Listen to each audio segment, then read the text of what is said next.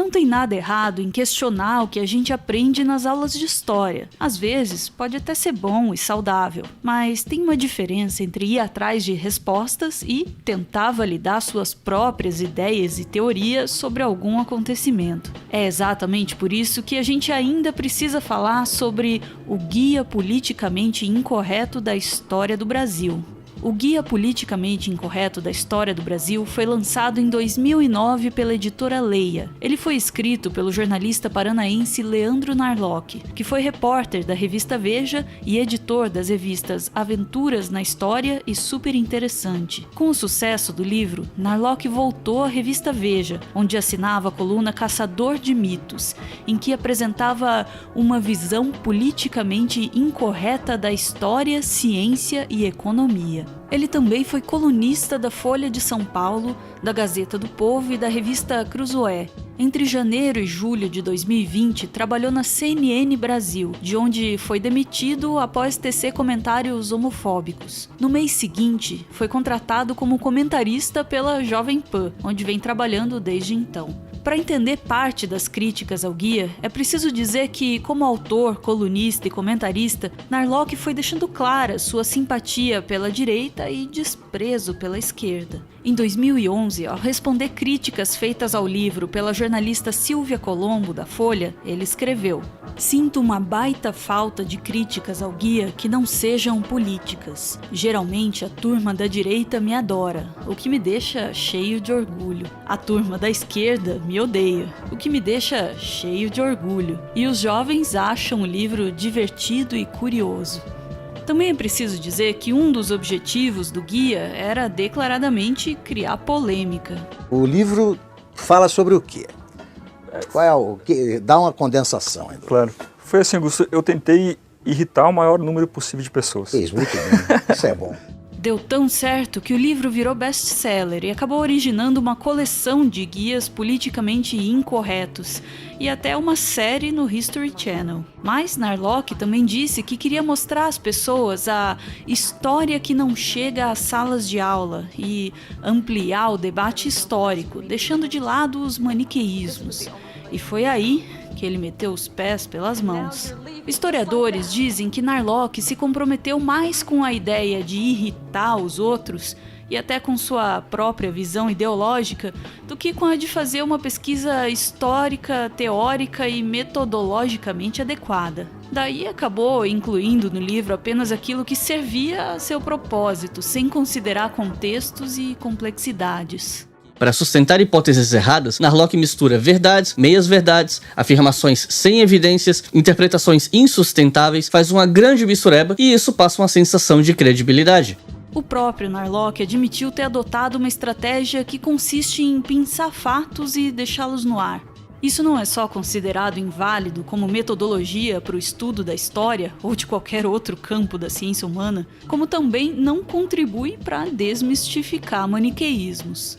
120 dissertações. fontes você consultou. Exatamente, tentando garimpar em todas elas o que tinha de mais desagradável e irritante e desconfortável para vítimas, para especialistas em patriotas em geral. Exatamente, e os famosos bons mocinhos da história do Brasil, né?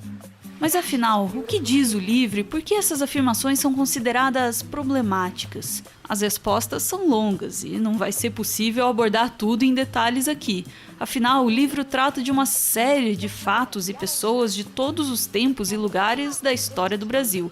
Mas a gente pode dizer que os capítulos tratam de alguns grandes temas, como indígenas, negros, personalidades brasileiras, Guerra do Paraguai, samba, estados brasileiros e os comunistas. Uma série de capítulos trata da relação entre indígenas e portugueses e dos negros com a escravidão. Em relação aos indígenas, Narlock tenta desconstruir a ideia de bons selvagens e vítimas dos europeus. Para isso, diz que eram bêbados que tiravam o sono dos jesuítas que queriam evangelizá-los, que eram cruéis com seus inimigos e que foram os principais responsáveis pela morte de indígenas, já que guerreavam entre si antes da chegada dos europeus.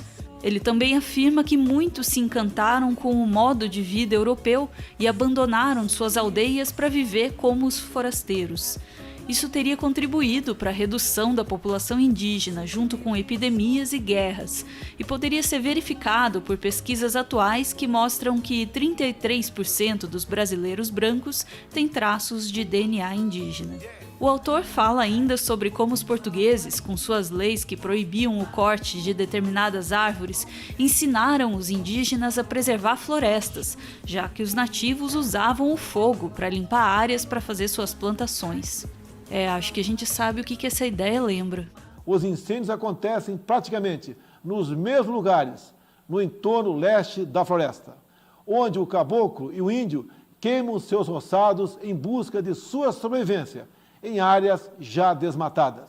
Conforme historiadores, os problemas vão da falta de contexto ao exagero, passando pelas suposições sem provas. Quem seriam os historiadores que tratam os índios como bons selvagens? Narlock não diz. O autor também não menciona que os indígenas passaram a ter problemas com o álcool depois que os europeus trouxeram a cachaça ao Brasil, ou que os jesuítas tiveram que se esforçar para trazer as aldeias para perto das missões. Ele omite ainda que a pesquisa que usa para falar sobre o costume das queimadas também diz que as áreas desmatadas com fogo depois de abandonadas tinham em torno de 20 a 40 anos para se recuperar, e que os portugueses impediam o corte de árvores devido ao uso estratégico da madeira. Isso sem contar a relativização do genocídio indígena, dizendo que houve miscigenação. Sim, houve miscigenação, mas as mortes por doenças e guerras foram muito mais significativas.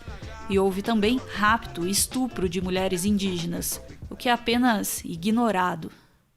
No caso dos negros, Narlock diz também que quer mostrá-los como algo além de vítimas da escravidão, mas ele faz isso colocando os negros como tão responsáveis pelo sistema escravista brasileiro quanto os europeus que o mantinham e se beneficiavam dele. Assim, ele diz que os portugueses aprenderam a comprar escravos com povos africanos que praticavam a escravidão. Afirma que negros livres sonhavam em ter escravos, e quando possível os tinham, não poupando nem o último líder do quilombo de Palmares, Zumbi. Conforme o autor, Zumbi mandava capturar escravos em fazendas vizinhas, assim como mulheres, e executava quem quisesse fugir do quilombo. Por outro lado, ele conta que houve sim negros africanos não escravizados no Brasil, como alguns príncipes que vieram para cá estudar, e lembra que em outros lugares e tempos brancos também foram escravizados. Ele diz ainda que os negros lutaram contra o fim da escravidão e que a abolição só aconteceu devido aos abolicionistas ingleses.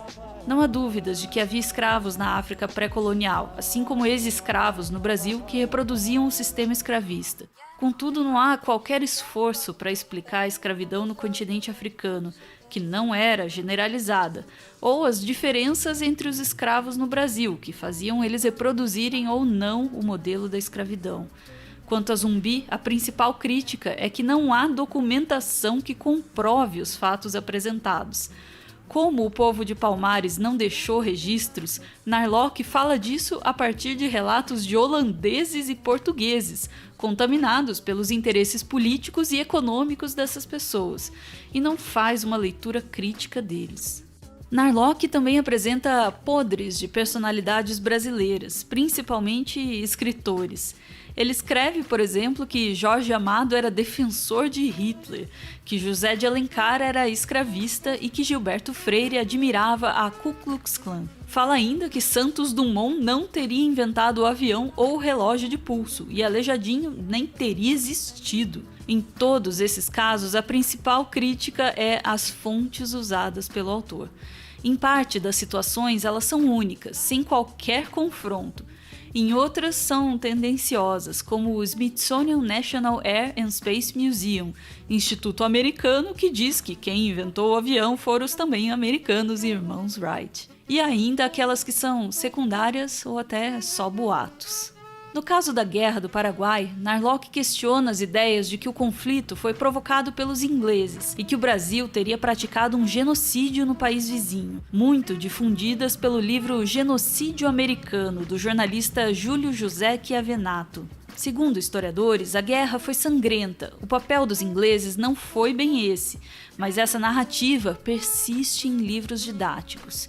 O problema é que o autor desconsidera que essa crítica já existe desde os anos 70 e que a narrativa que ele questiona é uma narrativa construída em um trabalho criticado por ser tão revisionista quanto o do próprio Narlock. Para finalizar, vale comentar o que é apresentado sobre os comunistas. Aqui, Narlock faz 2 movimentos. O primeiro é tentar desmistificar lideranças, como fez com o Zumbi. O escolhido, nesse caso, é Luiz Carlos Prestes.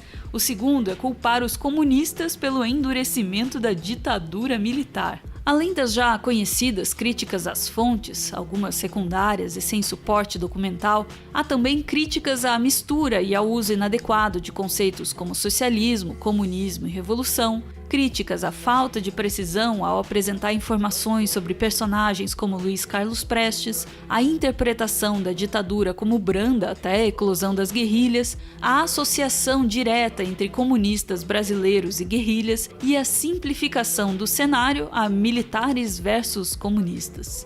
Em resumo, o que Narlock faz no Guia Politicamente Incorreto pode ser definido como história abusiva, como escreveu a doutora em História e professora da Universidade Regional do Cariri, Sônia Menezes.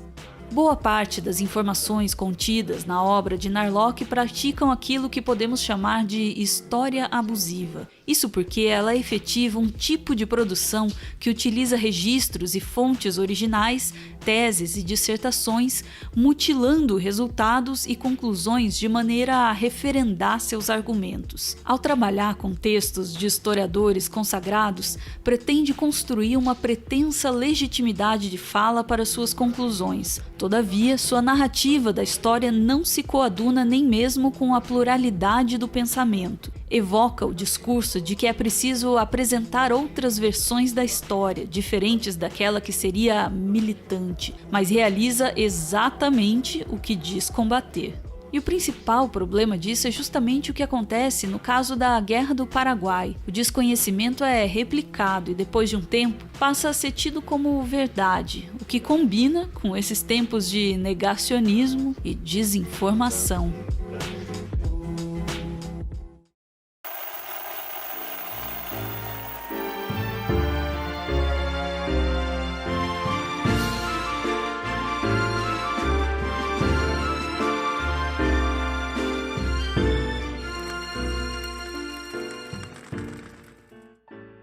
Muito obrigado por ver esse vídeo até o final. O Meteoro é mantido graças a uma campanha de financiamento coletivo. Quem participa aparece aqui no finalzinho para receber o nosso agradecimento e, claro, para homenagear quem ama. Hoje a gente vê aí o Wilson acompanhado da namorada Aline, para quem ele manda a mensagem que segue. Não há luz maior em qualquer fotografia que eu faça que supere a luz dos seus olhos. Em tempos de trevas, onde o coração vale mais que o sangue, você é o meu herói. Me guia para que não me perca ou me esqueça. Suas palavras são meu professor, suas atitudes são minha Watson, seu sorriso é meu herói. Te amar é meu maior poder, mais forte que uma locomotiva, capaz de salvar universos com um simples pulo. Você é o que me move para o futuro, o que me tira do abismo para encontrar a luz. É minha nobre protetora, Aline. Feliz aniversário. Beijo, gente. O aniversário da Aline foi dia 7, mas tá aí, tá pertinho ainda. Valeu!